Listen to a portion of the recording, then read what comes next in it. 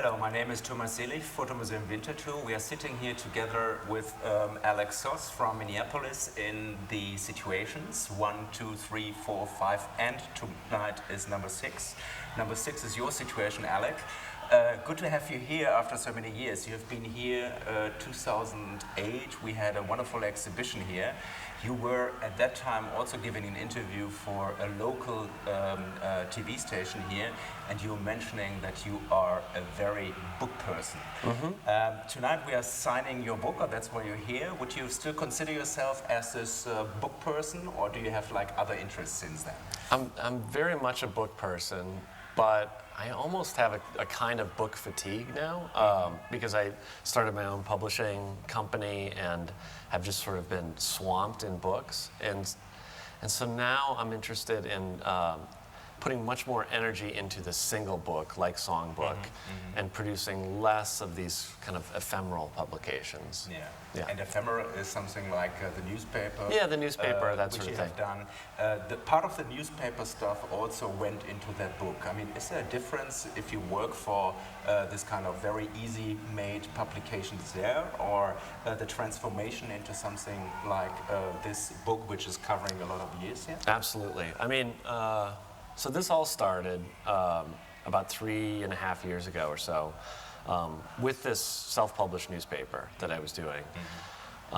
It was called The Dispatch, and the idea of The Dispatch was that it was like news, that it was produced very quickly, and then it sort of came and went. Songbook is something else. The news is stripped out of it, and ideally, it's something that lasts, that has more permanence to it. Yeah.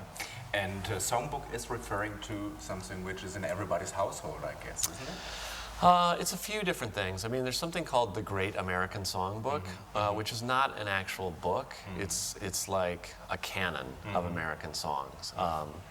But that canon is from another time. It's sort of like my grandparents' generation.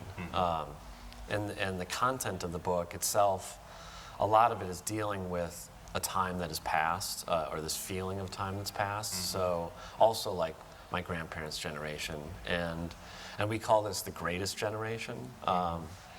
And so it's this kind of like book of like mourning, or a kind of requiem for that period of time in some ways. But it also, the name also is to imply that it's a more lyrical thing than the Dispatch, than this newspaper that I was producing. And referring to creating these images, you say that it's something like in the times of social media and things like that, people have that kind of, I don't know, they want to be together and things like that. So it's kind of very traditional habit, actually. Was it hard for you to find these communal meetings and things like that, or would you say it was always and it will always be like that, even with another technical possibility? I think to some extent, yeah. Social life never dies. It always. It always stays, and it's always out there. It's just morphing in different ways. I was actually sort of surprised by how much sort of traditional social life still exists. I mean, those of us who kind of live in our computers kind of forget about the world out there, but it actually still goes on. And so some of it was a relief, but I think we've always had this feeling that there was a better time, a more collective time just before us, One question I had when I saw this, I mean, this is something, if you put little flags on the map, this would be covering almost like all America, or United States or so. How did you kind of direct yourself to these events? I mean, how did you find them? Yeah, I mean, it was a really organic process in the beginning. When I started, I had absolutely no intention of producing this book. So originally it was the work was going to be made where I live. And then one thing led to another, and I ended up photographing in Ohio. Ohio is kind of like, it's always in elections, it's always the central state. And then from there I realized I needed to branch out. But the actual subject matter finding specific events, I would approach it like a suburban newspaper photographer. So I would scout a place that I was going to, and then I would see what sort of events, meetings, gatherings, that sort of thing were happening. And so there's a lot of traditional research. Little Brown Mushroom, your publishing company, or the collaboration with Brad Zeller, for example, that was a kind of self-commissioned thing. Yes. I mean, then you're working or collaborating with magazines and newspapers. Correct. Or so. To bring this together is something now a result, but in terms of distribution of or gathering information and distributing what you have done or so, are there alternatives to bookmaking? So if there is a kind of fatigue in there, where do you see possibilities, for example, as a photographer in the future? Where would you place yourself into that landscape? You know, I mean, there are always alternatives. My thing about photography specifically is that it's so great at functioning in different media outlets. So, you know, if I were a novelist, you're kind of stuck with the book and a digital version of the book.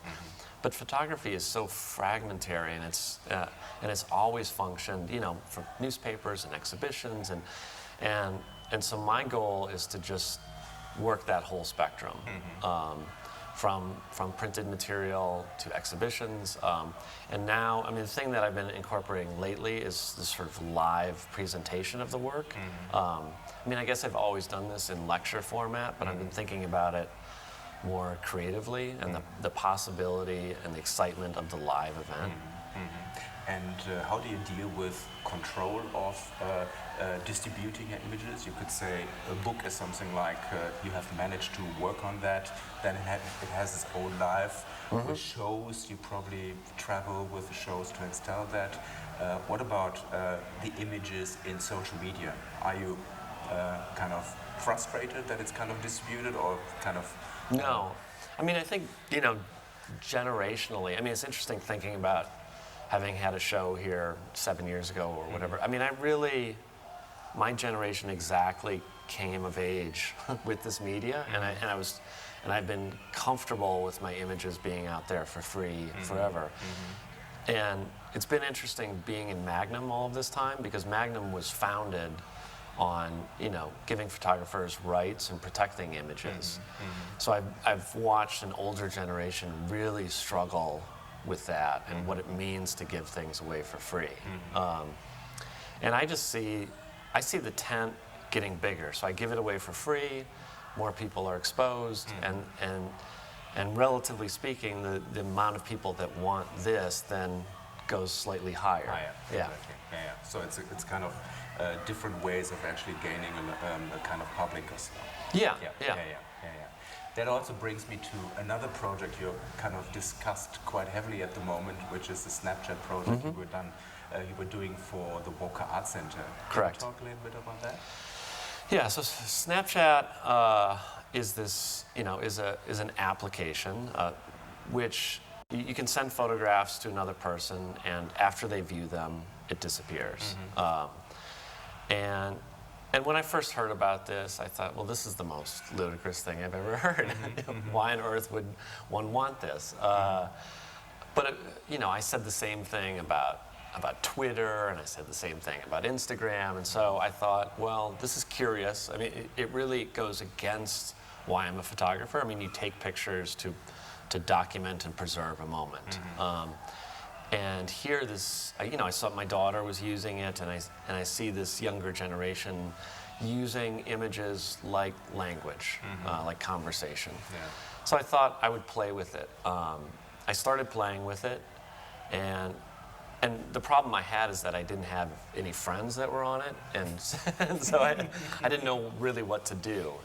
And the Walker Art Center approached me and asked if I would do something ephemeral that they could sell in their bookstore. And I've been playing with this, and so I thought, well, I'll offer a Snapchat kind of conversation for $100, and this got a lot of media attention. And the process was really quite interesting. And challenging because again, it's not natural to me. I mean, I felt this expectation to make an incredible picture for the person, and that's really not what it's about. Yeah. So it's more about this kind of social exchange. Yeah, idea just behind exchange. it. Yeah, and in the end, what I came to after a lot of different attempts was really communicating a secret to the person, and sort of the value. And that sort of monetary value of the conversation then is not the greatness of the photograph, but the sort of specialness of the moment. That's interesting. So I'm looking forward how that develops. Yeah. There are further projects Yeah. in this kind of direction. So, last question, maybe we have here two other American photographers or video artists here. We have Ryan Trecartin just next door here with Junior War, and we have Paul Strand on the other side.